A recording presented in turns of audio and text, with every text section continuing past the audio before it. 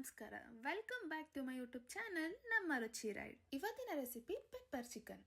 ಮೊದಲು ಒಂದು ಪ್ಯಾನ್ಗೆ 3 ಸ್ಪೂನ್ ಆಯಿಲ್, 3 to 4 ಚಿಕ್ಕದಾಗಿ ಕಟ್ ಮಾಡಿರೋ ಮೆಣಸಿನ್ಕಾಯಿ ಹಾಕಿ ಸ್ವಲ್ಪ ಫ್ರೈ ಮಾಡ್ಕೋಬೇಕು.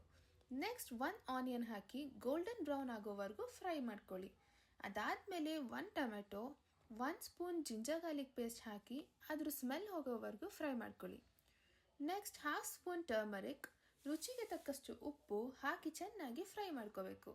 ಇದಾದಮೇಲೆ ನಾನಿಲ್ಲಿ 1/2 kg ಚಿಕನ್ ಹಾಕೋತಾ ಇದ್ದೀನಿ. ಚಿಕನಲ್ಲಿ ನೀರಿರಬಾರ್ದು.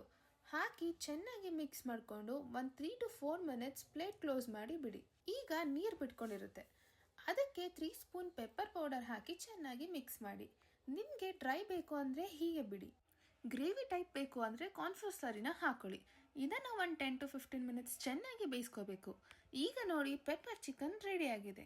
ನಿಮಗೆ ಈ ರೆಸಿಪಿ ಇಷ್ಟ ಆಯಿತು ಅಂದರೆ ಲೈಕ್, ಶೇರ್ ಆ್ಯಂಡ್ ಸಬ್ಸ್ಕ್ರೈಬ್ ಮಾಡಿ ನಮ್ಮ ರುಚಿ ರೈಡ್. ಮತ್ತು ಟೇಸ್ಟ್ ಹೆಂಗಿತ್ತು ಅಂತ ಹೇಳೋದನ್ನು ಮರಿಬೇಡಿ. Take care, happy cooking.